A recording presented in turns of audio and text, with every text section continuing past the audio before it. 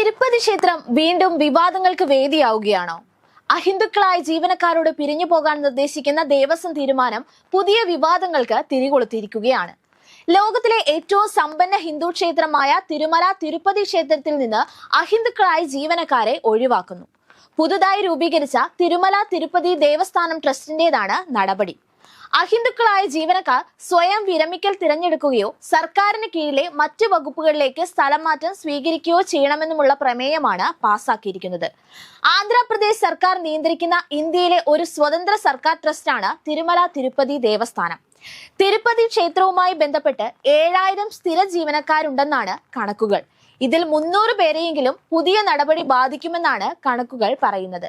സ്ഥിര ജീവനക്കാർക്ക് പുറമെ 14,000-ലധികം താൽക്കാലിക ജീവനക്കാരും തിരുമല തിരുപ്പതി ദേവസ്ഥാനവുമായി ബന്ധപ്പെട്ട് പ്രവർത്തിക്കുന്നുണ്ട്. അഹിന്ദുക്കളായ ജീവനക്കാർ സ്വയം വിരമിക്കൽ പദ്ധതി മുന്നോട്ട് വെക്കാനുള്ള തീരുമാനം TTD ചെയർമാൻ BR നായിഡു സ്ഥിരീകരിച്ചിരുന്നു.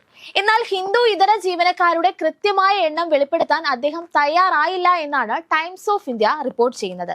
ഹിന്ദുക്കൾ മാത്രമേ ക്ഷേത്രം കൈകാര്യം ചെയ്യാവൂ എന്ന നിലപാടുള്ള വ്യക്തിയാണ് BR നായിഡു. ഒക്ടോബർ 31-ന് TTD ചെയർമാനായി നിയമിതനായപ്പോൾ തന്നെ നായിഡു ഇക്കാര്യം മുന്നോട്ട് വെച്ചിരുന്നു. തിരുപ്പതി ലഡുവുമായി ബന്ധപ്പെട്ട മൃഗക്കൊഴുപ്പ് വിവാദത്തിന് പിന്നാലെയാണ് ഇപ്പോഴത്തെ തീരുമാനം എന്നതാണ് ശ്രദ്ധേയം. ലഡുവുമായി ബന്ധപ്പെട്ട വിവാദത്തിന് ശേഷമുള്ള ആദ്യ യോഗത്തിലാണ് പുതിയ തീരുമാനം കൈക്കൊണ്ടിരിക്കുന്നത്. തിരുപ്പതി ലഡു തയ്യാറാക്കുന്നതിൽ മൃഗക്കൊഴുപ്പുള്ള നെയ്യ് ഉപയോഗിക്കുന്നതിന് മുൻ YSRCP ഭരണകൂടം അനുമതി നൽകിയെന്ന് N ചന്ദ്രബാബു നായിഡുവിന്റെ സർക്കാർ ആരോപിച്ചതായിരുന്നു വിവാദങ്ങളുടെ അടിസ്ഥാനം. AP charitable and Hindu religious institutions and endowment subordinate service റൂളിലെ റൂൾ 3 മതസ്ഥാപനങ്ങളിലെ ജീവനക്കാർ തങ്ങളുടെ വിശ്വാസം ഏറ്റുപറയണമെന്ന് വ്യവസ്ഥ ചെയ്യുന്നതായും TTD പറയുന്നുണ്ട്.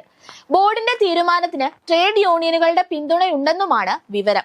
Andhra Pradesh endowment act, TTD act എന്നിവയുടെ അടിസ്ഥാനത്തിൽ തീരുമാനം നടപ്പാക്കാമെന്നാണ് വിവിധ ട്രേഡ് യൂണിയനുകളുടെ നിലപാടെന്നും റിപ്പോർട്ടുകൾ പറയുന്നു. മതമോ വിഭാഗമോ ആയ സ്വഭാവങ്ങളുള്ള സ്ഥാപനങ്ങൾക്ക് അവരുടെ സ്വന്തം മതത്തിൽപ്പെട്ടവരെ ജോലി ചെയ്യാൻ അനുവദിക്കുന്ന ഭരണഘടനയുടെ ആർട്ടിക്കിൾ 16 പ്രകാരം TTD തീരുമാനം നിലനിൽക്കുമെന്നാണ് ഭരണസമിതിയുടെ വാദം.